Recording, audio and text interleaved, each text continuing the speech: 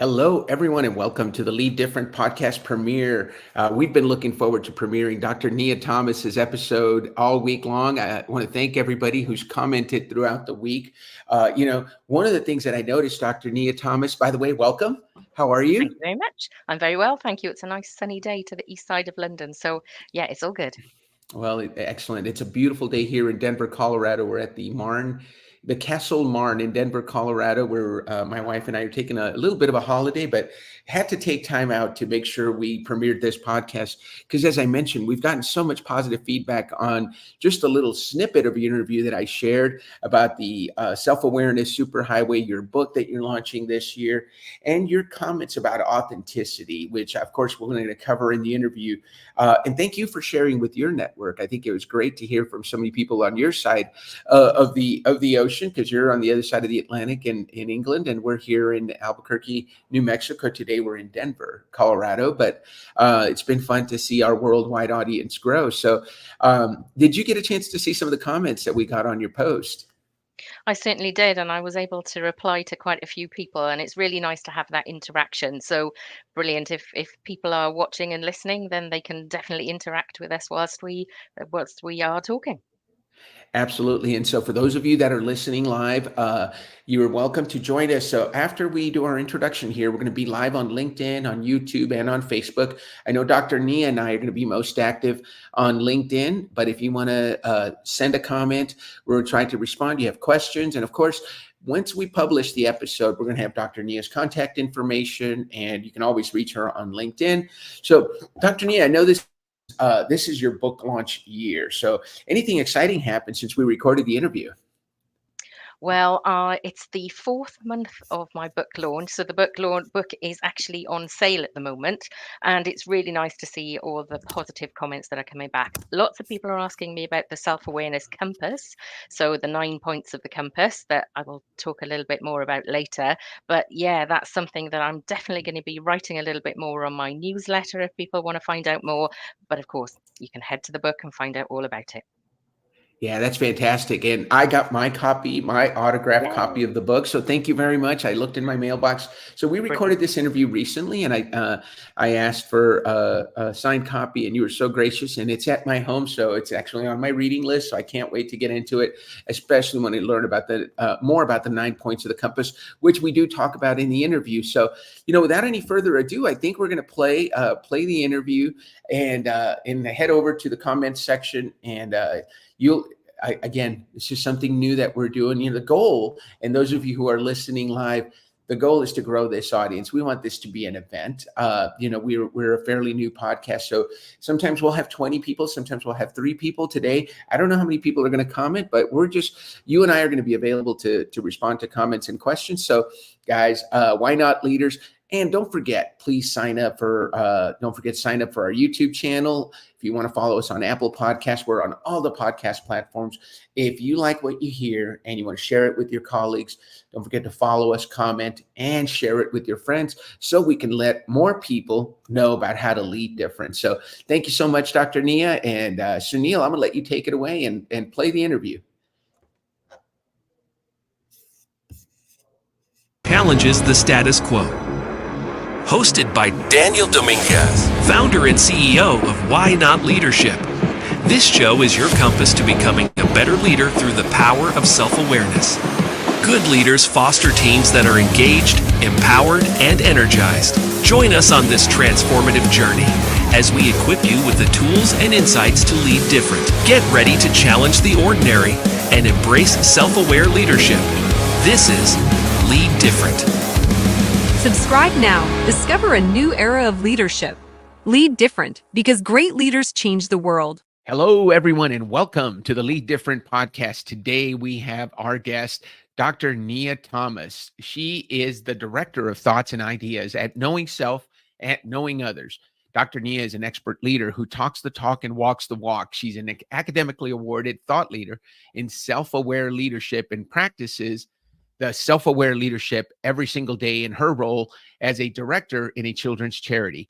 Dr. Nia is a frequent blog writer, a passionate podcast host of the Knowing Self, Knowing Others podcast, and the author of the Self-Awareness Superhighway book. She is on a mission to develop self-aware leaders to create kinder, more respectful and creative working relationships through reflection, recognition, and regulation. She has spent 25 years working in the public sector across local government, the NHS, civil service, and in the last few years, a charitable sector in Wales and England. Nia describes her role as a charity director as what she does and self-aware leadership as how she does it. You can imagine this is going to be a great conversation. So without further ado, let's welcome Dr. Nia Thomas. Hello, Nia. How are you doing today? Hi, Dan. I'm really good. Really looking forward to this conversation. Oh man, we've met a few months ago. We had a couple of great conversations. You've had a lot going on. You had a book launch going, and I love what we were talking in the pre-show. You're calling it a book launch year. It's not a book launch event. It's not a book launch day, a book launch week or month. It's a book launch year. So it's been a while since we had that initial conversation, but I mean, as I read that introduction, there's so much that you do that really coincides with what we do at Why Not Leadership and what we want to feature on the Lead Different podcast. I mean, when we talk about working with leaders to create self-aware leaders, to create kinder, more respectful and creative working relationships through reflection, recognition, and regulation, I mean, you're talking my language, Dr. Nia. Absolutely. So, Nia, thanks for being on the show today. Really appreciate you being here. Tell us, how is since I started with that, how did the initial book launch go? I know it's a book launch year. How's that going? It's going really well, thank you. Yes, I had this idea that a book launch year gives me that sort of longevity. So it might turn out to be 5 years worth of book launch, who knows? But yes, I've done some book signings in my little city where I was born and where I was brought up, and I was able to gift a copy of my book to the school as a way of saying a very big thank you to the teachers who really instilled that passion in writing and reading and English literature, and yes, it was amazing. So yes, my ebook is doing well, my paperback is doing well, and I've got lots of copies here ready to send, and maybe I can send you one, Dan. Oh, Nia, that would make my day. If you look behind me, and I share this with anyone, this is my office, but it's also where I record my podcast. And I love having books behind me that I've read recently. And, I love my good friend Paul Epstein's Better Decisions Faster. But I have a feeling I'm going to be telling everybody about this book because, as I said, at Why Institute, at Why I did work helping people discover their why and their why operating system. And then when I launched Why Not Leadership, it was really my mission was to help leaders be better through the power of self-awareness. And as you know, because you experienced it yourself, everything I do starts with the why OS discovery, understanding your why operating system, and then helping people understand themselves, or helping leaders understand themselves, understand their teams, having their teams understand each other, and then ultimately understanding the leader, because that's probably something that I'd love to get your insight on in the work that you've done, because when we do these workshops, and I'm sure you've done this too, Nia, you're working with the leader, and the leader is working to make sure that he or she understands their team better, and they want their team to do well. They want their team to be seen, heard, and understood and empowered, right? Sometimes in that process, we forget about the leader. And that's why I like to make sure we come back to, hey, by the way, team, here's your leader. You want to get to know him or her a little bit better. Let's find out about them.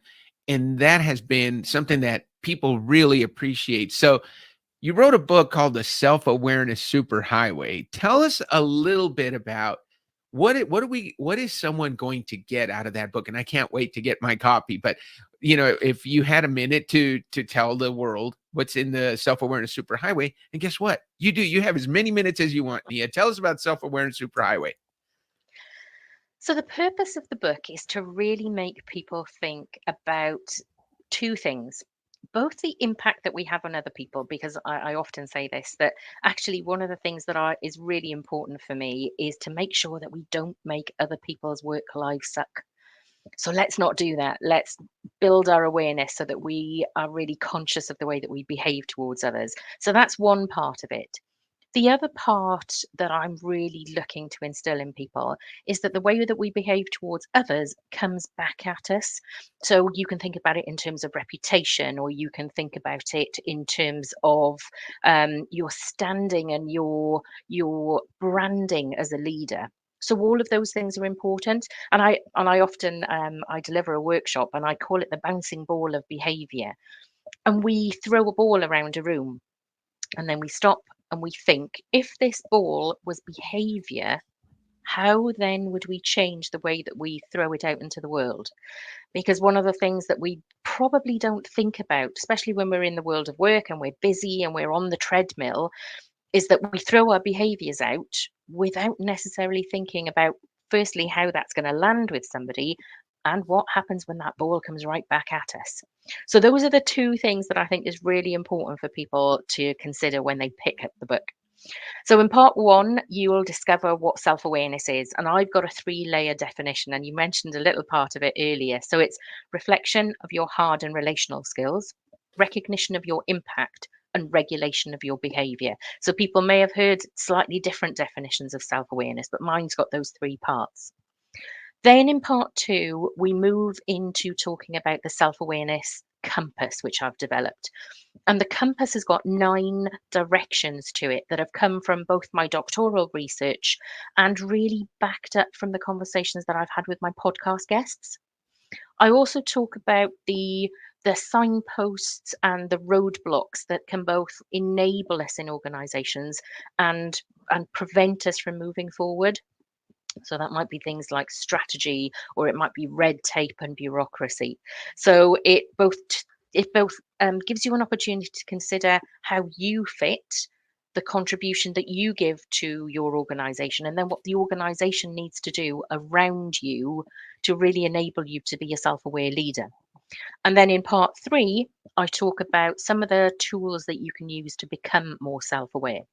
So when I first started talking about self-awareness, I used to talk a lot about the definition, and people would often ask me, but how do I develop my self-awareness? So over the last 2 years, I've been collecting a list of all of the different ways that people suggest to me that you can develop your self-awareness.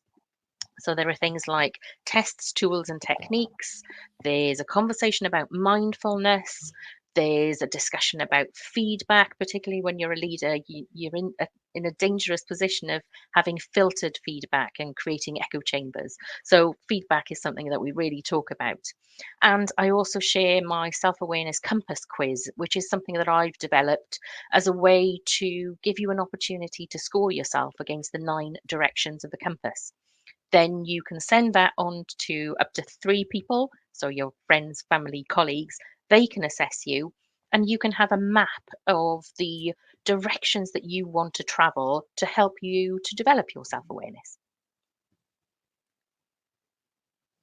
Wow, that's you know what? That is probably the best summary I've heard of a whole book, but I love that you've kept it really simple, 3 parts, and then each part has some real meat to it. You said a couple of things there that I want to make sure we follow up on.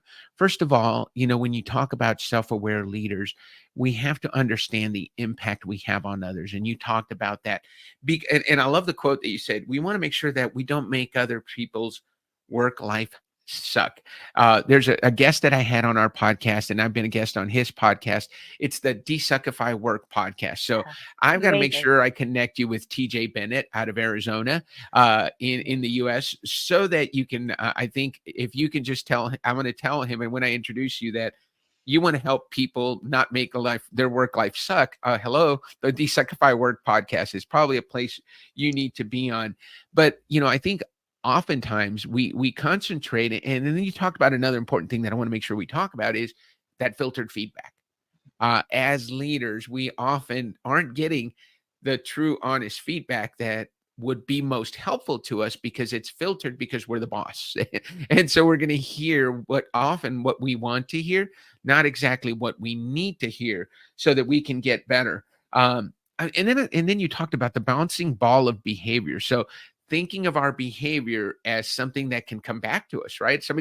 What if somebody just takes it and slams it right back at us? How would we feel? Right. Now, tell me more about the bouncing ball of behavior, because I want to get into that so that our listeners who are, excuse me, often coaches and consultants who are doing this kind of work could get the most out of an activity such as that. Well, what we start to do is we just throw a ball around a room. So I've usually got something from 15 to 20 people, and we just start throwing a ball. And it's very interesting. You will start to see people will throw it with a wild abandon. I've had somebody turn round and throw it backwards. Some people roll it on the floor. You often have people who say, "Oh, it's coming at me. No, I don't want it. I'm not very good at catching." And you observe all of those different behaviors that people are exhibiting around the room. And then you have the conversation about, now think of this ball as behavior. And you're really able to draw in all of those different reactions that people had, because all of those things are real when behaviors are being thrown around the room. So you may have somebody who has had a behavior thrown at them when they were looking somewhere else. Or you may have somebody who maybe is neurodivergent and likes to be looking directly at the ball when it's being thrown. You may have somebody who has disabilities who prefers the ball to be rolled. But all of these things are just like behaviors, because if you haven't thought about the person who's receiving the ball, then it's quite likely that you're going to cause unrest, unhappiness, a sense of unfulfillment in your organization and your team. So you really do need to think about those things. And actually, if you have a team that's really played and really had some fun with throwing a ball around, it really does give you that opportunity to take those behaviors and those experiences and reflect them back to the team. And it really, I think, something quite tactile, and it's quite visceral, and it really makes people think about behaviors in a different way, because of course we throw our behaviors out and they're invisible, as it were, but this really makes them visible. Yeah. Wow. And you know, I love that you talk about the visibility of behaviors, and self-aware leaders see their behavior and see the impact of their behaviors. You mentioned something else that was real, that's important that we talk about, the 9 behaviors or 9 directions of you. You have the self-awareness compass quiz. That's something that you've developed. As you know, at Why Institute and at Why Not Leadership, everything we do is based on why. We start with why, and there are 9 whys. For our listeners, can you tell us maybe briefly, so that we understand, what are the 9 directions that are part of the compass, the self-awareness compass? Yes, so it's chartable. So it's a mnemonic, CHARTABLE. And I'll give you some of the behaviors that we're talking about. So C is care. And that is about how you behave, and it brings that humanity into the world of work. You may have somebody who's a carer for an elderly parent, and maybe they have to just go home and look after them for that period of time. Well, how do you demonstrate care? Then let's think about authenticity. Authenticity is one of those directions, and I think we're in danger of really commercializing the sense of authenticity, because I think we talk about authenticity with a capital A, and it's about ignoring what anybody else thinks. But let's take that back to what we really mean when we're talking about authenticity. We're talking about, what is my value? What is my belief? What are all of those things that are really important to me and mean that when I show up in work, I show up to my true values? It's not the same as wearing the type of clothes that you wear out to a nightclub on a Saturday night into the office on a Wednesday morning. That's not the kind of authenticity. Your authenticity has to be appropriate to the function that you're performing at the time. So really think about authenticity as that core of you, as opposed to the things that are on the periphery. So another one of the behaviors that we have within the compass is trust. And trust is an interesting one, because I can't make the decision that I'm going to be trustworthy. Trust is a lot of different things. It's about being consistent. It's about Mhm. operating with integrity. It's about being humble. It's about being open and honest. And it might be all of those things, and it might be different things in your organization, or the sector that you work in, or the particular profession that you hold. So trust is an interesting one. It's an essential behavior within the compass, but it's something that you can't do in isolation. And that's Mm, definitely something that we talk about as part of self-awareness in terms of my definition, is that it's not something we can do alone. If we are introspective alone and we are simply reflective, that really doesn't give us that full picture of our self-awareness. So let's consider another one of the directions of the self-awareness compass. So listening. That mhm. is something that we really have to think about in terms of how do we listen? Do we listen to respond? Do we cut people off halfway through? Do we listen to half of what's being said? Do we rush in to fix with problem solving when actually somebody hasn't finished telling you the problem? Do we talk over people who might be introverts in a situation that haven't had the opportunity to reflect and respond yet?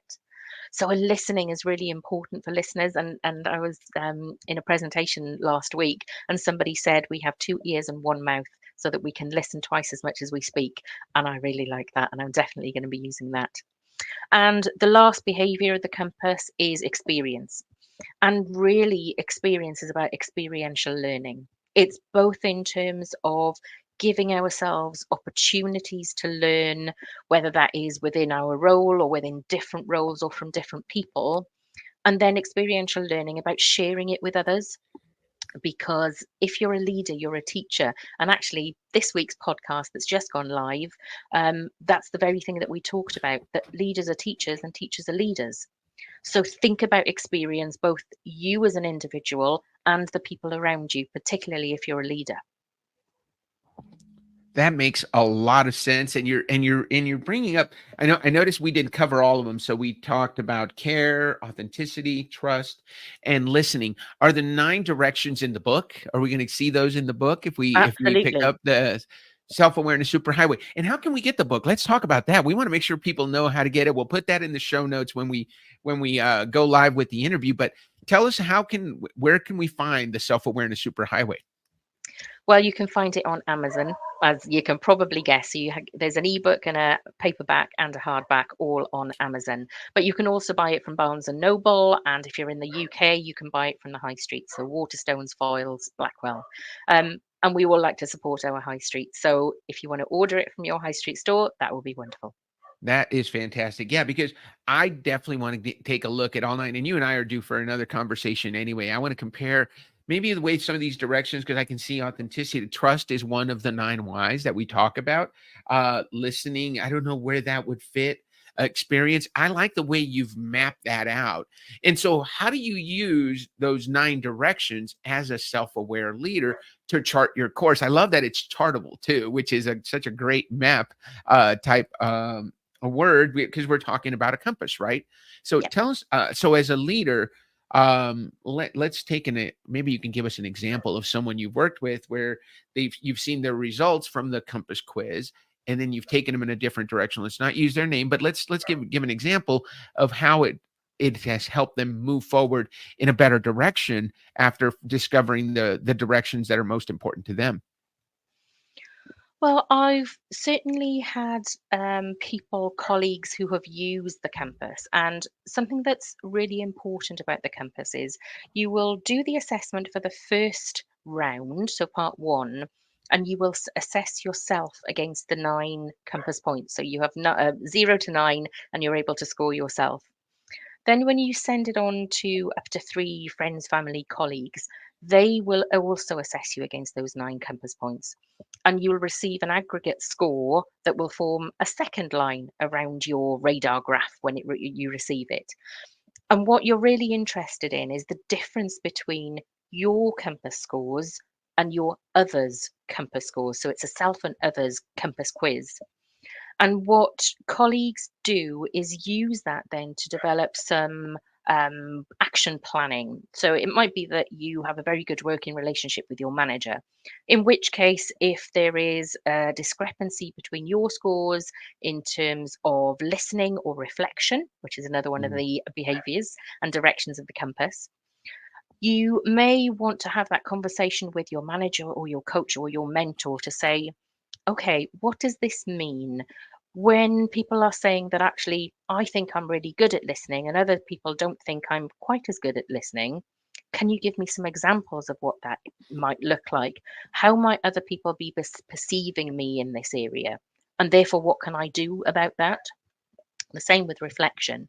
If I think I'm particularly reflective, but other people don't, what can I then do to develop my reflective practice? Is it something that I want to put into my day-to-day practice, or do I want to ask my manager to support me with our regular supervisions and they ask me to reflect on particular behaviors or situations that I've been in or work that I've done? So I think it's really good to think about your compass map as something that you can draw support in from other people to help you move forward. It might be that you prefer to work alone, but as we know, self-awareness and leadership, they're socially constructed, which means that they only really happen when we're in relationship with other people. So why not draw people in to help you work on those areas or those directions that you want to travel in a bit more often or a bit further, and you can use the skills of others. Think about that experiential learning, so you use their experience to help move you forward towards your self-awareness. Wow. You know what? I'm so glad I asked that question, yeah, because as I work, some of my work is individual one-on-one coaching, and I'm a Marshall Goldsmith stakeholder-centered coach, and a lot of our work begins with self-awareness and an evaluation. And I think what I'm hearing is this gives you a really good look at the gap between where you think you are and where others see you, so you can choose, because a lot of that coaching that's going to happen in a Marshall Goldsmith stakeholder centered coaching experience is around leadership behaviors, and then choosing a behavior that we're going to improve on, whether that's a leadership behavior is listening or empathy or caring or reflection, right? Are you taking time to make good decisions based on the information? Now, is this a tool that's available to others, or is that a tool that just if you work with Dr. Nia Thomas, you get to use, or is that something you license out so that other coaches, because I can see people listening to this show and saying, hey, that sounds like a tool I want to use with my clients. How would someone get a hold of that tool? Through you, or tell us a little bit more about that? Yeah, it's a freely available on my website. So if you go to my website, ksko.co.uk, go to the resource section and you go to the Compass quiz. One of my aspirations for the next 2 or 3 years is to create it into a nice snazzy app. So at the moment, it's a simple survey tool that you can access freely on the website. So can you tell us the website name again? Yes, ksko.co.uk. .co.uk. Love it. I know you're going to get a ton of traffic on that, Dr. Nia, and we'll put that in the show notes when we do the premiere so that everybody can just go plug it into their browsers and take a look at it. You know, one of the things that I wanted to make sure we talked about, because and it's been a little while since we did it, but if you, for those that are fellow why coaches that are listening, you're all probably trying to guess Dr. Nia's why, how, and what. So I'm going to let you off the hook and tell you a little bit about the results that we got, because again, this is about self-awareness, and I knew Dr. Nia would be very interested in another self-awareness tool. So we gave her the YOS Discovery, and her results came back, and these are great results. And I mean, everybody has great results. We're going to say that about everyone, but what I really like about your results, especially for someone with an advanced doctoral degree, is contribute, to make a difference in the life of others is your why. Your how is to make sense of the complex and challenging in order to help people move forward. And your what is to simplify, make things simple and easy to understand. So if I was to put that in a statement, you believe that success happens when we contribute to the success of others. And how you do that is by helping them make sense of the complex world of self-awareness, and what you deliver are simple solutions that are easy to implement and simple. Now, how did that describe you when I know we had our conversation, but let our listeners know how that felt when we first talked about it. It was incredibly accurate, and I've never heard myself reflected back in that way before. So, well, of course, there are other tests, tools, and assessments that you can use, but I really like the way that this grouped my behaviors and my why in this professional way. I think actually, if I had to pin down my values and my beliefs, I think these fit absolutely. And they reflect both the fact that I work in the public sector, and I often think about, would I want to move into the commercial sector? And I'm not sure if it feels right, because actually I prefer focusing on the people rather than the pounds or the dollars. The Depends dollars, on right? where you're listening. So that absolutely makes sense. The simplification and making sense, that also fits really well together. One of the things that I always knew I wanted to do when I started my doctorate, it was probably even before I opened the first book, I always knew that whatever came from it, I wanted to make it really useful for other people, because what was the point in doing a 90-word thesis and putting it on the bookshelf and letting it gather dust? So that purpose was always to be helpful and to be useful. So that absolutely fitted with the results. And this idea of simplification, oh God, that is so really accurate. One thing I really love to do is particularly in my world of work, is to take complex situations, complex narratives, and to simplify them. I'm the way I like to write is that I like to have the structure of a document, and then I fill it in. So for me, I have to have the headings first, and sometimes you can only get those headings through that simplification. So yeah, it's so accurate, and I really liked it as a way of being able to describe myself to others. Because going back to what you said earlier on, was that yes, you have to get to know your leader, and if you happen to be the leader in a situation, you need to have the vocabulary and the terminology to be able to describe yourself to others. And I think this is a great way of doing that. Yeah, and I love thank you first of all for sharing your thoughts, and I'm glad that they were fresh in your mind still, because you truly are someone, just even in our conversation here and the conversations we've had, you truly are someone who wants to make a difference in the lives of others. You're here to make a difference in the world, and everything you do seems to aim in that direction, from your public sector work to even the work that you're doing, writing the book and putting a guide out there so that people can understand the importance of understanding themselves so they can be better leaders. And then I love that even as you were talking about, helping people make sense, simplifying things so that they can make sense of it. And that is such a great thing to have in someone who has a doctorate in business administration. That's a rare doctorate degree, but I can see that knowledge just pouring out of you, all those years of schooling and all of it coming together in a simple way that's easy for people to use. And you mentioned something else when we were talking about your website, Knowing Self, Knowing Others. That is your podcast. Tell us about the Knowing Self, Knowing Others podcast, because there are people that are listening that I think, well, I know for a fact that I know you and TJ Bennett have to switch shows. You've got to be on his Desuckify Work podcast, but I have lots of friends that have fabulous podcasts, and we want to make sure we get the word out about you, the Knowing Self, Knowing Others podcast, and of course the Self-Awareness Superhighway. So tell us a little bit about who's your ideal guest for the Knowing Self, Knowing Others podcast, and what's the purpose of it? So the purpose of the podcast really is to bring this idea of self-awareness to life. After I finished my doctorate, I knew I wanted to write a book, but I wasn't really sure how you translated the academic written piece into a business book. So I kept thinking about it, and about a year later, I was still thinking about it.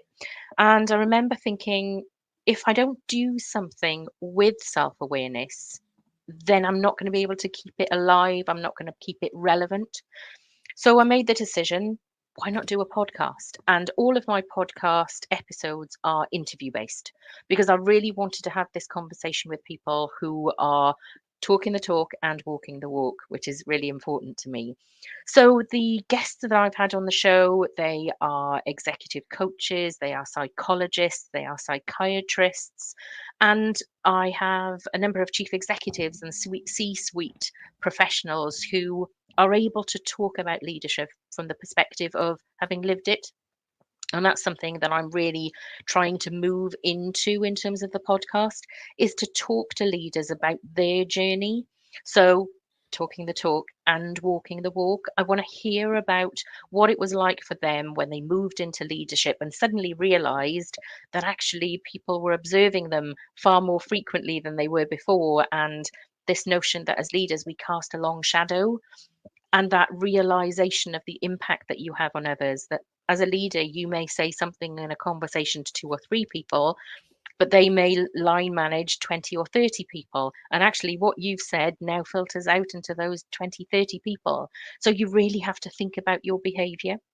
So for me, those are those special elements. One of the things we talked about in the pre-show is the importance of relational skills, right? Soft skills. You call relational skills soft skills. What's the difference? Why do you call soft skills relational skills, and why do we have to make that distinction? Well, I think by referring to soft skills, we're proliferating this idea that they are soft and fluffy and they don't really matter. But Mhm. actually, we know that the soft skills, those relational skills, are the hardest to acquire, they're the hardest to master, and you're mastering them every day. That actually, there may be somebody that you are in rapport with, but then you meet somebody new in your world of work and you have to develop that relationship all over again. So I tested out a few different terms for soft skills, and I did a LinkedIn poll and a Facebook poll, and actually this was the preferred option, that relational skills. And for me, the way that I describe self-awareness as being socially constructed, this idea of a relationship really did make sense. So actually, I referred to hard skills and relational skills because I think they really convey what we're talking about in terms of the kind of interactions that self-awareness is trying to support with. So soft doesn't really convey just how difficult those relational skills are. And I like, I like getting away from that word. Soft also makes it sound like it's not that important. It's soft. It's not Exactly. necessarily relational. We're talking about relationships. How well do you relate to others? And it's a skill that all leaders must have, right? Soft skills, if you can get, if you have strategic skills, if you have uh the skills to run a business, you need those soft skills. You almost can push them away. I think what you found and what I'm hearing from you is people are very important, and relating to Absolutely. people in a way that helps them feel valued and makes them understand, and that helps them feel understood. I think that's a big part. In our world, we talk about being seen, feeling seen, heard, and understood. I'm Yep. sure you work a lot in that area. What are some of the biggest gaps? Because you've interviewed lots of leaders. You mentioned you interview CEOs, you interview executive coaches and consultants. What are some of the biggest gaps that most people have that, what is a common theme that leaders say, wow, if more leaders had this world would be so much better. What's a common theme that you're hearing in the interviews or in the work that you're doing? I think one of the things that constantly comes back is this idea of strategic level disconnect. And and I can understand why it is so prevalent because people are busy. So strategic level disconnect is the phrase that I give to leaders who have moved away so far from the operational end of their organization that maybe they don't realize that their ideas, their strategies are challenging to implement, or maybe unfeasible or unpalatable. And it's that strategic level disconnect that we have to really work hard at as leaders to bridge. And that means that you have to be visible, that you have to talk to the people in your organizations, you have to understand, you have to listen, and you really have to ensure that there is inclusive decision making. So, inclusive decision making was identified as a mitigator for strategic level disconnect. But I think when you're in times of stress, when there is crisis, you will revert to shutting the office door, getting your head down, and getting busy with the work that you have to focus on. Mm. But I think that as a leader, you really have to be very conscious to stop, and you have to focus on the people in your organization to enable them, to support them, to direct them, to guide them, because without that, there is this sense of being lost, without direction, and nobody knows where we're going as an organization. Are we implementing our strategy? Are we not? So I think that strategic level disconnect, it hasn't gone away whilst I've been talking to people on my podcast and about self-awareness for the last 2 or 3 years, and that is still there. I think the other challenge that we have, which has similarities with strategic level disconnect, is this filtered feedback. Because I think unless you are active in seeking feedback as a leader, that filtered feedback will happen.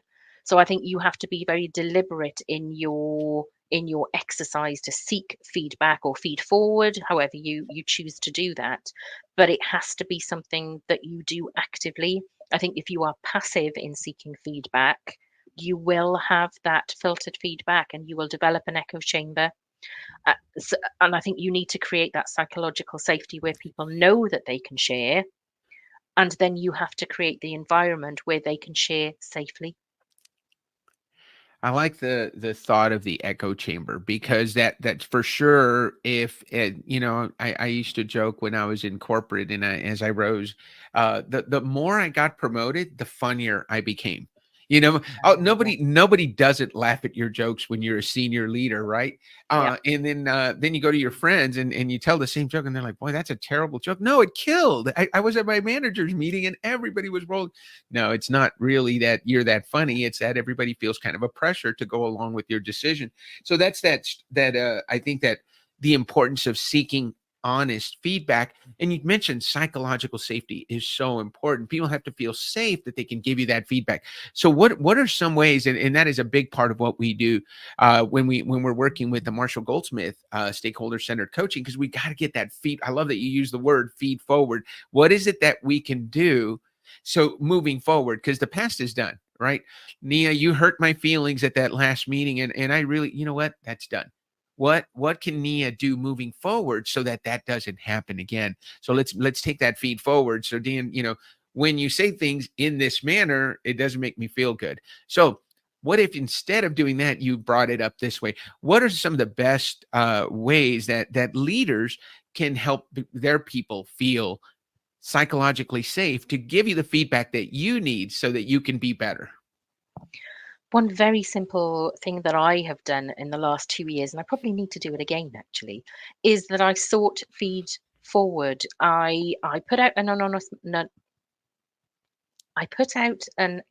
survey to my team and asked them those very questions of, what can I do differently? What could I do more of? What could I do less of? And those 3 questions, and people had the opportunity to write what they wanted to. And something that was important for me was to be able to demonstrate that I'd learned from that, because I think you need to have you said, we did. You need to be able to give people that opportunity to see that you're actually taking their feedback, you're valuing it, and that you're implementing it. So I know that one of my colleagues has actually done the same, or a very similar feed forward exercise with their team, and the feedback that they had was really rich, and they were able to make some real changes in their practice to make a difference to the relationships with their colleagues. So I think I really would recommend that leaders are proactive in doing that. And I think when you are a leader and you're seen to be actively seeking feedback, such as one of my colleagues, they did the same.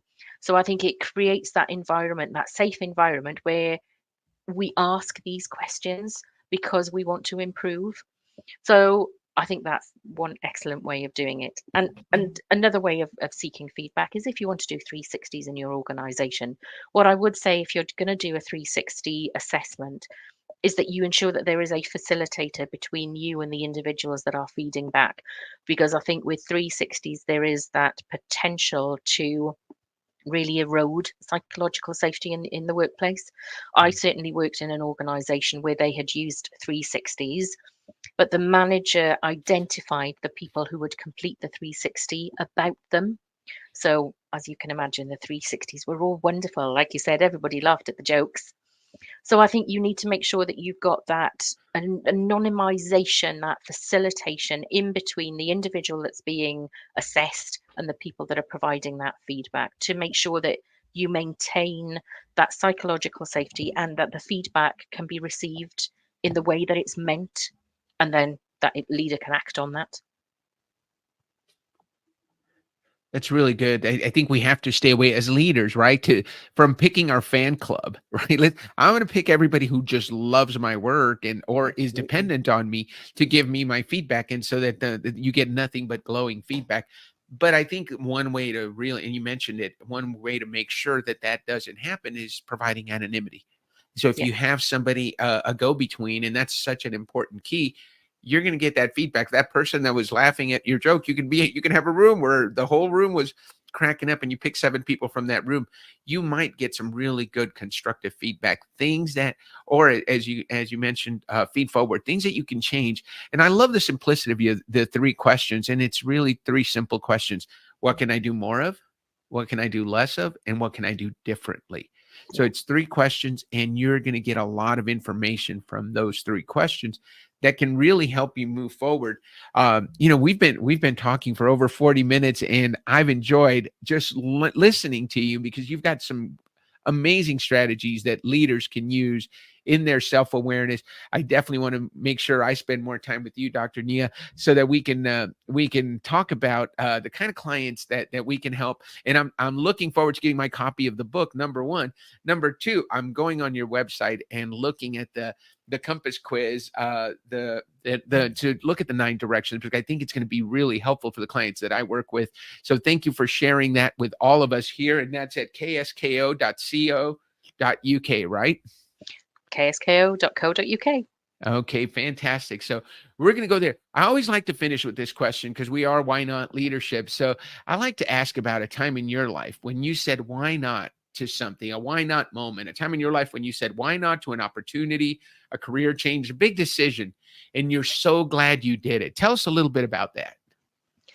Oh, that's a really good question. I think it would have to be our move from Wales to England. So about 5.5 years ago, I had the opportunity to take voluntary redundancy from my organisation. And I always thought that I'd work in the public sector in Wales. But when I was looking for other opportunities, if I wasn't going to be working there, where would I go?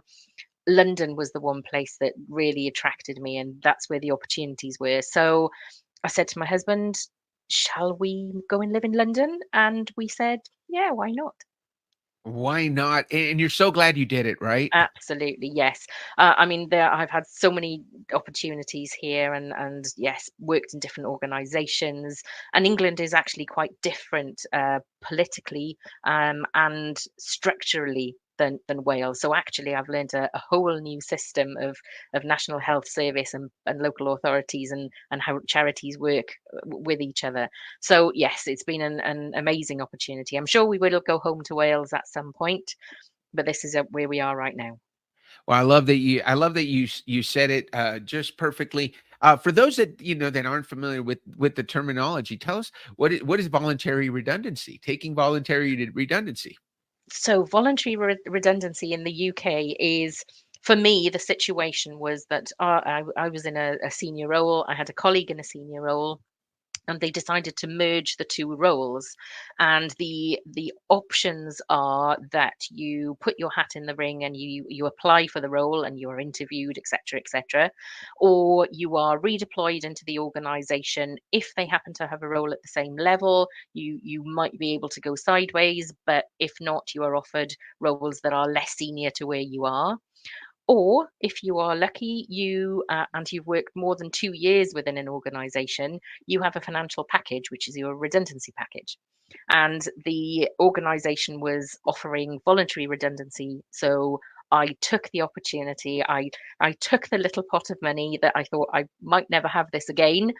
And we said we will take it to London, and we will live the London life for a few years and see what happens.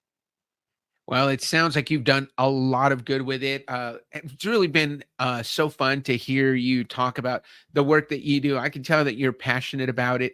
I can tell that you're making a difference in the lives of the clients with whom you work, and I can tell that the leaders that are on your show are putting out information I think all of us need. So, thank you very much for being on the show, Dr. Nia Thomas. We are looking forward to sharing your book, sharing your podcast with others. And what do you say we end the show on that note? Amazing. Thank you, Dan. I've really enjoyed our conversation. Thank you so much, Dr. Nia Thomas. Let's follow her. We can find you on LinkedIn, Dr. certainly Nia can. Thomas. We can find her. Her website is ksko.co.uk. Let's stay in touch, Dr. Nia. Thank you, everybody, for listening to us on the Lead Different podcast. Don't forget to follow, like us, and share your comments on what you thought about the show today. And we'll see you next week with another episode of the Lead Different podcast.